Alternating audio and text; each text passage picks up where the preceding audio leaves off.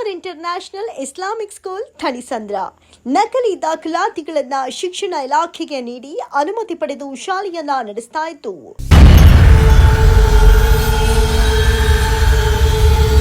ಈ ಶಾಲೆಯ ಅನುಮತಿಯನ್ನ ರದ್ದುಗೊಳಿಸಿ ಶಾಲೆಯನ್ನ ಮುಚ್ಚಿಸಬೇಕು ಅಂತ ಸಾಕಷ್ಟು ತಿಂಗಳಿನಿಂದ ಕರ್ನಾಟಕ ರಕ್ಷಣಾ ವೇದಿಕೆ ಹಾಗೂ ಅನೇಕ ಕನ್ನಡ ಪರ ಸಂಘಟನೆಗಳು ಪ್ರತಿಭಟನೆ ಮಾಡ್ತಾ ಇವೆ. ಮಕ್ಕಳೇ ಜೀವ ತೆಗೆದಿದ್ದಾರೆ. ಮೂರು ನಕಲಿ ಹೆಸರು ಹಿಡ್ಕೊಂಡು ಇಲ್ಲಿ ಶಾಲಾ ಶಿಕ್ಷಣಾಧಿಕಾರಿಗಳಿಗೂ ನಾವು ಪತ್ರ ಕೊಟ್ಟಿದ್ರು, ಏನು ಮಾಡ್ತಾ ಇಲ್ಲ, ಮಕ್ಕಳ ಜೊತೆ ಅನ್ಯಾಯ ಮಾಡ್ತಾ ಇದ್ದಾರೆ.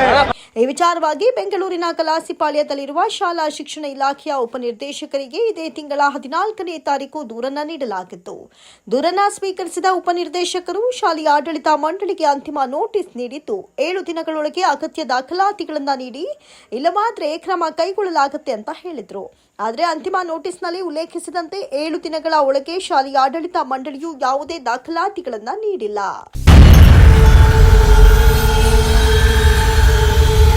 ದಿನಾಂಕ 21/5/2025ಕ್ಕೆ ನೋಟಿಸ್ನಲ್ಲಿ ನೀಡಿದ ಗಡುವು ಮುಗಿದಿದ್ರೂ ಕೂಡ ಶಿಕ್ಷಣ ಇಲಾಖೆ ಸಮರ್ ಇಂಟರ್ನ್ಯಾಷನಲ್ ಇಸ್ಲಾಮಿಕ್ ಶಾಲೆಯ ವಿರುದ್ಧ ಯಾವುದೇ ಕ್ರಮ ಕೈಗೊಂಡಿಲ್ಲ. ಶಿಕ್ಷಣ ಇಲಾಖೆಯ ಈ ನಡೆಯನ್ನ ಖಂಡಿಸಿ ಇಂದು ಕರ್ನಾಟಕ ರಕ್ಷಣಾ ವೇದಿಕೆ ಹಾಗೂ ಅನೇಕ ಕನ್ನಡ ಪರ ಸಂಘಟನೆಯ ಅನೇಕ ಕಾರ್ಯಕರ್ತರು ಶಾಲಾ ಶಿಕ್ಷಣ ಇಲಾಖೆಯ ಕಚೇರಿ ಮುಂದೆ ಧರಣಿಯನ್ನ ಮಾಡಿದ್ರು. ಶಾನ್ ಪಾಷ ಅಂತ ನಾನು ಮಾತಾಡಿದ ಕರ್ನಾಟಕ ರಕ್ಷಣಾ ವೇದಿಕೆ ಅಧ್ಯಕ್ಷ, ವಿಧಾನಸಭಾ ಅಧ್ಯಕ್ಷ ಶಿವರಾಮೇಗೌಡರ ಬಣ. ಈ ಸಮರ್ ಇಂಟರ್ನ್ಯಾಷನಲ್ ಸ್ಕೂಲ್ ಇಸ್ಲಾಮಿಕ್ ಸ್ಕೂಲ್ ಮೂರು ಹೆಸರು ಇಟ್ಕೊಂಡು ಓಡಿಸ್ತಾ ಇದ್ದಾರೆ. ಮಕ್ಕಳ ಭವಿಷ್ಯ ಜೊತೆಲಿ ಆಟ ಆಡ್ತಾ ಇದ್ದಾರೆ. ಅದಕ್ಕೋಸ್ಕರ ಬಂದು DDP ಅವರಿಗೆ ಲೆಟ್ರ್ ಕೊಟ್ಟು 7 ದಿವಸ ಗಡುವು ಟೈಮ್ ಕೊಟ್ಟು, ಅದು ನೆನ್ನೆಗೆ ಮುಗ್ದೋಯ್ತು. ಇವತ್ತು ಒಂದು ದಿವಸ ಆಗಿದ್ದೆ. ಇವತ್ತು ಅವರು ಸಿಗ್ತಾ ಇಲ್ಲ. ಎಲ್ಲ ಮೀಟಿಂಗ್ ಇದೆ ಅಂತ ನಮಗೆ ಹಿಂಗೆ ಆಟ ಆಡಿಸ್ತಾ ಇದ್ದಾರೆ. ಅದೇನಿದ್ರು ನಮಗೆ ಅದಕ್ಕೆ ತನಿಖೆ ಮಾಡಿ ಅವ್ರಿಗೆ ನಮ್ಗೆ ಏನೋ ಮುತ್ತಕ್ಕೆಲ್ಲ ಹಾಕಿ ಕೊಡಬೇಕು ಅಂತ ಈ ಸ್ಕೂಲ್ಗೆ ನಾನು ಕೇಳ್ತಾ ಇದ್ದೇನೆ. ನಮಸ್ಕಾರ. ಅಬ್ದುಲ್ ಹಮೀದ್ ಪಾಷಾ, ಕರ್ನಾಟಕ ರಕ್ಷಣಾ ವೇದಿಕೆ ಹೋರಾಟಗಾರರು.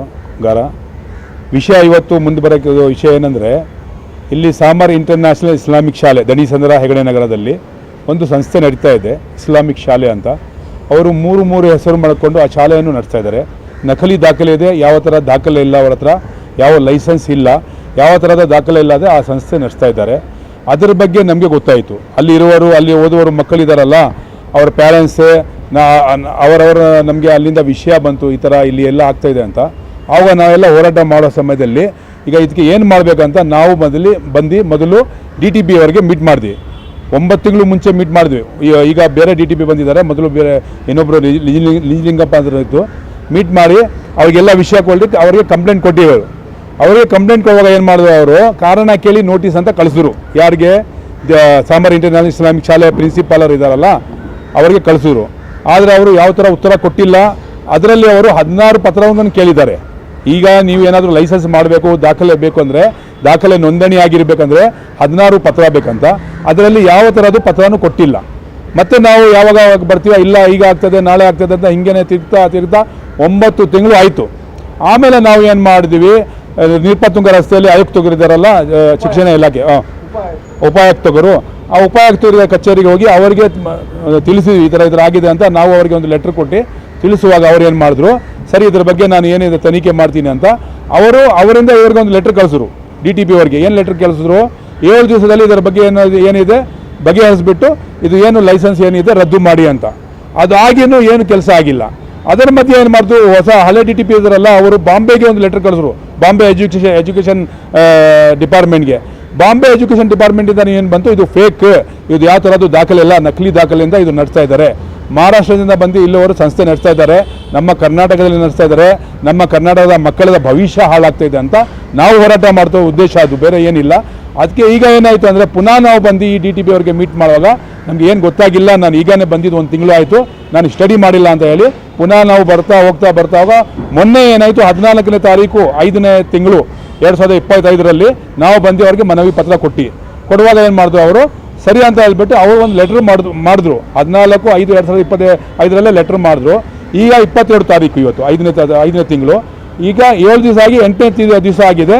ಆದರೂ ಯಾವ ಥರ ಕ್ರಮ ತಗೊಂಡಿಲ್ಲ, ಅವರು ಯಾವ ದಾಖಲೆ ಕೊಟ್ಟಿಲ್ಲ, ಯಾವ ಥರ ಕ್ರಮ ಆಗಿಲ್ಲ. ನಾವೀಗ ಇಲ್ಲಿ ಬಂದು ಕೇಳುವಾಗ ಅವರು ಇಲ್ಲ, ಬಿಸಿ ಇದ್ದಾರೆ, ಮೀಟಿಂಗಲ್ಲಿ ಇದ್ದಾರೆ ಅಂತ ಬೆಳಗ್ಗೆಯಿಂದ ಇಲ್ಲಿ ಕಾಯ್ತಾ ಇದ್ವಿ, ಇನ್ನೂವರೆಗೂ ಬಂದಿಲ್ಲ.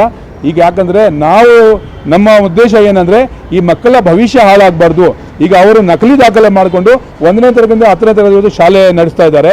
ಈಗ 10ನೇ ತರಗತಿಗೆ ಬೇರೆ ಕಾಲೇಜ್ಗೆ ಮಕ್ಕಳು ಹೋಗಬೇಕಂದ್ರೆ ಯಾವ ದಾಖಲೆ ಕೊಡ್ತಾರೆ, ಯಾವ ಸರ್ಟಿಫಿಕೇಟ್ ಕೊಡ್ತಾರೆ, ಅವರ ಇದು ಏನು ಭವಿಷ್ಯ ಏನು, ಅದೇ ನಾವು ಆ ಮಕ್ಕಳು ಓದಿ ಮುಂದೆ ಏನೇನೋ ದೊಡ್ಡ ವ್ಯಕ್ತಿಗಳಾಗ್ತಾರೆ, ಆದರೆ ಅವರ ಭವಿಷ್ಯ ಏನು ಅಂತ ನಾವು ಅದರಿಂದ ನಾವು ಇವತ್ತು ಬರುವ ಉದ್ದೇಶ. DTP ಅವರು ಬಂದಿಲ್ಲ, ಅವ್ರಿಗೋಸ್ಕರ ಕಾಯ್ತಾ ಇದ್ದೀವಿ. ಈಗ DTP ಅವರು ಬಂದು ಅದರ ಬಗ್ಗೆ ಏನು ಕ್ರಮ ತಗೊಂಡಿದ್ದಾರೆ, ಮುಂದೆ ನಾವು ಹೋರಾಟ ದೊಡ್ಡ ಮಟ್ಟದಲ್ಲಿ ಸಾವಿರ ಹೋರಾಟಗಾರರು ಸೇರಿ ನಾವು ದೊಡ್ಡ ಹೋರಾಟ ಮಾಡ್ತೀವಿ. ಸರ್, ನ್ಯಾಯ ಸಿಕ್ಕಿಲ್ಲ ಅಂದರೆ ನೋಡಿ ಸರ್, ಒಂದು ನ್ಯಾಯ ಏನಂದರೆ ಇವರು ಈ ಸಂಸ್ಥೆ 25 ವರ್ಷದಿಂದ ನಡೆಸ್ತಾ ಇದ್ದಾರೆ. ಆವಾಗ ಏನು ಮಾಡಿದ್ದಾರೆ, ಅವರು ಯಾವ ನಕಲಿ ದಾಖಲೆ ತೋರಿಸ್ಬಿಟ್ಟು ಇಲ್ಲಿ ಬಂದ್ಬಿಟ್ಟು ಏನು ಮಾಡಿದ್ದಾರೆ, ಅದೇನು ಹಣ ವ್ಯವಹಾರ ಮಾಡಿದಾರೋ ಅದೇನೋ ಗೊತ್ತಿಲ್ಲ, ಇಲ್ಲಿ ಬಂದ್ಬಿಟ್ಟು ಲೈಸೆನ್ಸ್ ತೊಗೊಂಡ್ಬಿಟ್ಟಿದ್ದಾರೆ. ಈ ಮಧ್ಯದಲ್ಲಿ ಮೂರು ಹೆಸರು ಹಾಕೊಂಡು ನಡೆಸ್ತಾ ಇದ್ದಾರೆ ಅಂತ ಹೇಳಿ ನಾವು ಇಲ್ಲಿ ಬಂದು ಕಂಪ್ಲೇಂಟ್ ಕೊಡುವಾಗ ಇವರು ಏನು ಮಾಡಿದ್ರು, ಬೋರ್ಡ್ ಚೇಂಜ್ ಮಾಡಿಬಿಟ್ರು, ಸಾಮರ್ ಇಂಟರ್ನ್ಯಾಷನಲ್ ಇಸ್ಲಾಮಿಕ್ ಶಾಲೆ ಅಂತ ಹಾಕ್ಬಿಟ್ರು. ಪುನಃ ಬಂದು ನಾವು DTP ಕೇಳಿದ್ರು, ಯಾಕೆ ನೀವು ಬೋರ್ಡ್ ಚೇಂಜ್ ಮಾಡಿ ಅಂದರೆ ಹೆಂಗೆ ನೀವು ಅನುಮತಿ ಕೊಡ್ತೀರಾ ಅಂತ ನಾವು ಕೇಳುವಾಗ, ಇಲ್ಲ ಅವ್ರು ಬಂದರು ಕೇಳಿದ್ರು ಕೊಟ್ಬಿಟ್ರು ಅಂದರೆ, ಸರಿ ಅವ್ರು ಬಂದರೆ ಕೊಟ್ಬಿಡ್ತೀರಾ, ನಾನು ಬರ್ತೀನಿ ಶಾಲೆಗೆ, ಏನು ನನಗೆ ದಾಖಲೆ ಇಲ್ಲ, ನೀವು ಲೈಸೆನ್ಸ್ ಕೊಟ್ಬಿಡ್ತೀರಾ ಅಂತ ಕೇಳಿದೆ. ಇದೇ ಥರ ನಡೀತಾ ಇದೆ ಸರ್. ಇದರಿಂದ ನಮ್ಗೆ ಏನಾಗ್ತಾ ಇದೆ ಅಂದರೆ, ಇದೇನು ಹಣದ ವ್ಯವಹಾರ ಆಗ್ತಾ ಇದೆಯೋ ಇಲ್ಲ ರಾಜಕೀಯ ಪ್ರಭಾವ ವ್ಯಕ್ತಿ ಇವರ ಹಿಂದೆ ಇದ್ದಾರೆ ಅಂತ ಗೊತ್ತಿಲ್ಲ. ಅದಕ್ಕೋಸ್ಕರ ಇದು ನ್ಯಾಯ ಬೇಕು, ಈ ನ್ಯಾಯ ಆಗಬೇಕು. ಮಹಾರಾಷ್ಟ್ರದಿಂದ ಬಂದು ಇಲ್ಲಿ ಕರ್ನಾಟಕದಲ್ಲಿ ಇವರು ಸಂಸ್ಥೆ ನಡೆಸ್ತಾ ಇದ್ದಾರೆ, ಡೂಪ್ಲಿಕೇಟ್ ಡಾಕ್ಯುಮೆಂಟ್ ಮಾಡ್ಕೊಂಡು ನಡೆಸ್ತಾ ಇದ್ದಾರೆ. ಇದರ ಬಗ್ಗೆ ಸರ್ಕಾರವನ್ನು ಗಮನ ಕೊಡಬೇಕು. ಇದರಲ್ಲಿ ಇಲಾಖೆಗಳು, ಈ ಎಜುಕೇಷನ್ ಡಿಪಾರ್ಟ್ಮೆಂಟ್ ಇಲಾಖೆ ಯಾರ್ಯಾರು ಇದ್ದಾರೆ ಎಲ್ಲರೂ ಇದರ ಬಗ್ಗೆ ಗಮನ ಕೊಡಬೇಕು. ಆಮೇಲೆ ಈ ಲೈಸೆನ್ಸ್ ರದ್ದು ಆಗಬೇಕಂತ ನಮ್ಮ ಒಂದು ಬೇಡಿಕೆ ಸರ್. ನೋಡಿ ಸರ್, ನಾವೇನು ಮಾಡಿದ್ದೀವಿ, ಇದು ಈಗ ಅವರಿಗೆ ಕಾರಣ ಕೇಳಿ ಅಂತಿಮ ನೋಟಿಸ್ ಕಳಿಸಿರಲ್ಲ, ನಾವು ಮಾರನೇ ದಿವಸ ಯಾಕೆ ಹೋಗಿದ್ದಂದ್ರೆ, ನಾವು ಇವ್ರಿಗೆ ಹೇಳಿದ್ವಿ ಕಾರಣ ಕೇಳಿ ಅಂತಿಮ ನೋಟಿಸ್ ನೀವು ಕಳಿಸ್ತಾ ಇದ್ದೀರಲ್ಲ, ಅವರು ಅಲ್ಲಿ ಅಡ್ಮಿಷನ್ ಮಾಡ್ತಾ ಇದ್ದಾರೆ, ಅಡ್ಮಿಷನನ್ನು ಬಂದ್ ಮಾಡಿ ದಾಖಲೆಗಳು ಮಾಡ್ತಾ ಇದ್ದಾರೆ. ಯಾಕಂದರೆ ಅಲ್ಲಿ ನಕಲಿ ನಡೀತಾ ಇದೆ. ಮಕ್ಕಳ ಭವಿಷ್ಯ ಈಗ ಮುಂದೆ ಇನ್ನೂ ಹಾಳಾಗಬಾರ್ದು, ಇನ್ನು ಮುಂದೆ ಇದರ ಮುಂಚೆ ಆಯಿತು ಇನ್ನೂ ಹಾಳಾಗಬಾರ್ದು ಅಂತ ನಾವೆಲ್ಲ ಹೋಗಿ ಅಲ್ಲಿ ಪ್ಯಾರೆಂಟ್ಸ್ ಬರ್ತಾರಲ್ಲ ಅವ್ರಿಗೆ ಜಾಗೃತಿ ಮಾಡಿ, ನೋಡಿ ನಿಮ್ಮ ಮಕ್ಕಳಿಗೆ ಇಲ್ಲಿ ಸೇರಿಸಬೇಡಿ, ಇಲ್ಲಿ ನಕಲಿ ದಾಖಲೆ ಇದೆ. ಈಗ ಸ್ವಲ್ಪ ದಿವಸದಲ್ಲಿ 4-5 ದಿವಸದಲ್ಲಿ ಈ ಸಂಸ್ಥೆ ಬಂದಾಗ್ತಾ ಇದೆ, ಮುಟ್ಟುಗೋಲಾಗ್ತಾ ಇದ್ದಾರೆ, ಇದಕ್ಕೆ ಲಾಕ್ ಆಗ್ತಾ ಇದ್ದಾರೆ. ಅದಕ್ಕೋಸ್ಕರ ನೀವು ಇಲ್ಲಿ ಬಂದುಬಿಟ್ಟು ನಿಮ್ಮ ಮಕ್ಕಳಿಗೆ ದಾಖಲೆ ಮಾಡಬೇಡಿ, ನಿಮ್ಮ ಮಕ್ಕಳ ಭವಿಷ್ಯ ಹಾಳಾಗ್ತದೆ. 10ನೇ ತರಗತಿಯಿಂದ ನಿಮ್ಮ ಮಕ್ಕಳು ಬೇರೆ ಕಾಲೇಜ್ಗೆ ಹೋಗ್ಬೇಕಂದ್ರೆ ಇವರು ಯಾವ ದಾಖಲೆ ಕೊಡ್ತಾರೆ?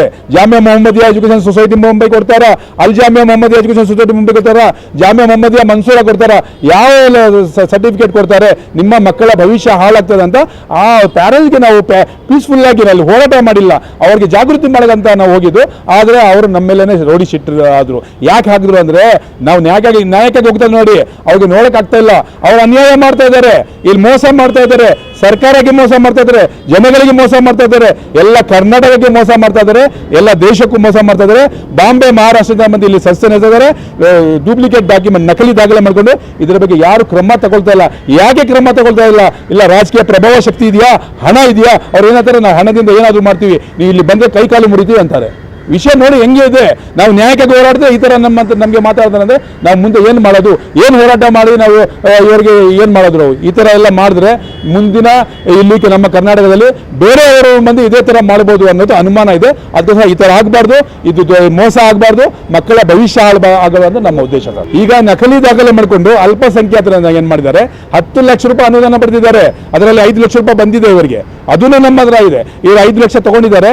ಹೆಂಗೆ ಸರ್ಕಾರ ಅನುದಾನ ಕೊಟ್ಟರು, ಹೆಂಗೆ ಅಲ್ಪಸಂಖ್ಯಾತರು ಹಣ ತಗೊಂಡ್ರು ಅನ್ನೋದು ಇದೂ ಒಂದು ವಿಷಯ ಇದೆ. ಇದೆಲ್ಲ ಆಗ್ತಾ ಇದೆ, ಹಗರಣ ಆಗ್ತಾ ಇದೆ. ಇದು ಯಾರು ಯಾಕೆ ಕೇಳ್ತಾ ಇಲ್ಲ. ಇದರಲ್ಲೇ ಕೊಟ್ಟಿದ್ದಾರೆ ಅವರು. ಏನು ಕೊಟ್ಟಿದ್ದಾರೆ ಉತ್ತರ ಅಂದರೆ, ಜಾಮಿಯಾ ಮೊಹಮ್ಮದಿಯಾ ಮನ್ಸೂರ ಅನ್ನೋದು ಯಾವುದು ಸಂಸ್ಥೆನೇ ಇಲ್ಲ ಅಂತ ಅವರೇ ಒಪ್ಕೊಳ್ತಾ ಇದ್ದಾರೆ. ಮತ್ತು ಅದೇ ದಾಖಲೆ ಮೇಲೆ ಹೆಂಗೆ ಹಣ ತಗೊಂಡ್ರು, ಅದೇ ದಾಖಲೆ ಮೇಲೆ ಹೆಂಗೆ ಅವರು ಲೈಸೆನ್ಸ್ ತಗೊಂಡ್ರು, ಅದೇ ದಾಖಲೆ ಮೇಲೆ ಈಗ ಶಾಲೆ ನಡೆಸ್ತಾ ಇದ್ದಾರೆ, 1ನೇ 10ನೇ ತರಗತಿ ನಡೆಸ್ತಾ ಇದ್ದಾರಲ್ಲ, ಇವ್ರಿಗೆ ಯಾರು ಪರ್ಮಿಷನ್ ಕೊಟ್ಟರು, ಎಲ್ಲಿಂದ ಪರ್ಮಿಷನ್ ಬಂತು, ಇದು ಏನಾಗ್ತಾ ಇದೆ, ಏನು ಹಗರಣ ಆಗ್ತಾ ಇದೆ? ಹಣ ಇದ್ರೆ ಏನಾದರೂ ಮಾಡ್ಬೋದಾ? ಅದು ಎಲ್ಲರೂ ಇದೇ ಥರ ಮಾಡಿದ್ರೆ ನಮ್ಮ ದೇಶದ ಭವಿಷ್ಯ ಏನು ಹೇಳಿ ನೀವೇ ಸರ್. ನಮಸ್ಕಾರ. ನನ್ನ ಹೆಸರು ಶೈನಿ ಅಂತ, ಕರ್ನಾಟಕ ನಾಡು ನುಡಿ ರಕ್ಷಣಾ ವೇದಿಕೆ ಮಹಿಳಾ ರಾಜ್ಯಾಧ್ಯಕ್ಷರಾದ ಸರ್. ಸಾಮರ್ ಇಂಟರ್ನ್ಯಾಷನಲ್ ಸ್ಕೂಲ್ದು ಅದರದ್ದು ಸುಳ್ಳು ದಾಖಲೆ ಇಟ್ಕೊಂಡು ಸ್ಕೂಲ್ ನಡೆಸ್ತಾ ಇದ್ದಾರೆ. ಆ ಸ್ಕೂಲಿಂದ ನಾವು ಸುಮಾರು ಸರಿ ಇಲ್ಲಿ ಬಂದು ಕೇಳಿದ್ರು ಅವ್ರು ನಮಗೇನು ತಗದಾಗಿರೋ ಆನ್ಸರ್ ಕೊಡ್ತಾ ಇಲ್ಲ.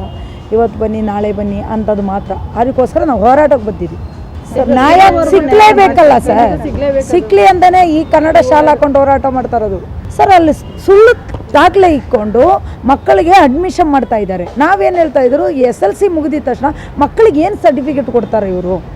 ಅಧಿಕಾರಿಗಳ ಕಡೆಯಿಂದ ನಾವು ಸುಮಾರು 1.5 ತಿಂಗಳಿಂದ ಕಂಟಿನ್ಯೂ ಬರ್ತಾ ಇದ್ದೀನಿ, ಹೋಗ್ತಾ ಇದ್ದೀನಿ. ಏನು ಹೇಳ್ತಾ ಇದ್ದಾರೆ, ಅವ್ರು ಬಂದಿಲ್ಲ ಇವ್ರು ಬಂದಿಲ್ಲ, ನಾವು ಬಂದರೆ ಸಾಕು ಅವ್ರು ಇಲ್ಲಿ ಎಂಟ್ರಿ ಕೊಡಲ್ಲ, ಇಲ್ಲಿಂದ ಫೋನ್ಗಳು ಹೋಗೋದು, ಅವರು ಆಫೀಸರ್ಗಳೇ ಬರ್ತಾ ಇಲ್ಲ. ತಿರ್ಗಾ ನೋಡಿದ್ರೆ 7 ದಿನ ಟೈಮ್ ಕೊಟ್ಟಿದ್ರು. 7 ದಿನ ಆಯಿತು, 14 ದಿನವೂ ಆಯಿತು. ಸರ್ ಅಲ್ಲಿ ಮಕ್ಕಳಿಗೆ ಟ್ರೀಟ್ಮೆಂಟು ಅಂದರೆ ಒಂದು ಸರಿ ಹೊಡೆದು ಒಂದು ಸರಿ ಒಂದು ಕೇಸ್ ಆಗಿತ್ತು ಸರ್. ಮಕ್ಕಳನ್ನ ಹೊಡಿಯೋದು ಬಡಿಯೋದು, ಆ ಮಕ್ಕಳೇ ಮಾತಾಡೋ ಮಾತು ನಮಗೆ ಇಷ್ಟ ಆಗ್ತಾ ಇಲ್ಲ. ಯಾಕೆಂದರೆ ಓದೋ ಮಕ್ಕಳು ಓದೋ ಕಡೆ ಗಮನ ಕೊಡಬೇಕು. ನಾವೇನಲ್ಲಿ ಮಾತಾಡೋಕೆ ಹೋದರೆ ಸಾಕು ಲಾಂಗು ಮಚ್ಚು ತೊಗೊಂಬನ್ನಿ ಅಂತ ಮಾತಾಡೋ ರೀತಿಯಲ್ಲಿ ಅವರು ಕ್ಲಾಸ್ ಮಾಡ್ತಾಯಿದ್ದಾರೆ ಮಕ್ಕಳು. ನಾವು ಸ್ಕೂಲ್ ಬಗ್ಗೆ ಮಾತಾಡೋದು ಅಂದರೆ ಆ ಸ್ಕೂಲಲ್ಲಿ ಆ ಮಕ್ಕಳಿಗೆ ಕೊಡಬಾರ್ದು ಟಾರ್ಚರ್ಗಳು ಕೊಟ್ಟು, ಒಂದು ಹೆಣ್ಮಗ ತೀರ್ಕೊಂಡಿದ್ದಾರೆ, ಇನ್ನೊಂದು ಮಗಿಗೆ ಕೊಡಬಾರ್ದು ಟಾರ್ಚರ್ ಕೊಟ್ಟು ತುಡಿಗೆಲ್ಲ ಏಟಾಗಿ ಆಸ್ಪತ್ರೆಯಲ್ಲಿ ಅಡ್ಮಿಟ್ ಆಗಿದ್ರು.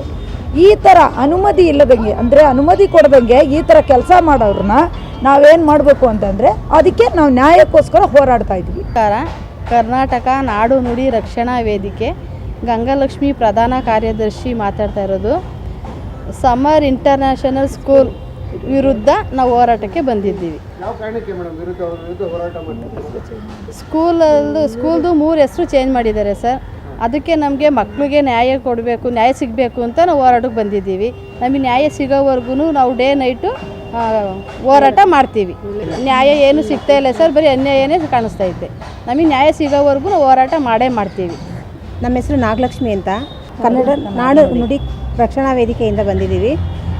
ಸಮ್ಮರ್ ಇಂಟರ್ನ್ಯಾಷನಲ್ ಸ್ಕೂಲ್ ವಿರುದ್ಧ ಹೋರಾಟಕ್ಕೆ ಬಂದಿದ್ದೀವಿ ನಾವು. ಅಲ್ಲಿ ಮಕ್ಕಳಿಗೆಲ್ಲ SLC ಮಕ್ಕಳಿಗೆ ಇನ್ನೂ ಒಂದು TC ಆಗಲಿ ಏನಾಗಲಿ ಸಿಗೋ ಮೂಮೆಂಟ್ ಕಾಣ್ತಾ ಇಲ್ಲ. ಈಗ ನಮ್ಮ ಅಧ್ಯಕ್ಷರು ಹೇಳ್ದಂಗೆ ಅದೇ ಪ್ರಾಬ್ಲಮ್ ಆಗ್ತಾಯಿದೆ.